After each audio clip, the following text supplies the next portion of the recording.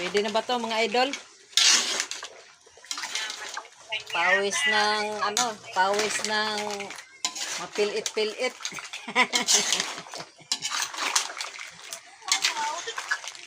Yayaman itong alimasag ko mga idol, oh. Ha? Ha? Di na nasama yung utang mo tamas. Sin why? Kulang sa tao.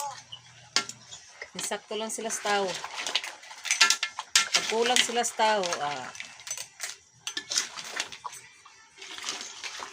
sarap talaga mga idol.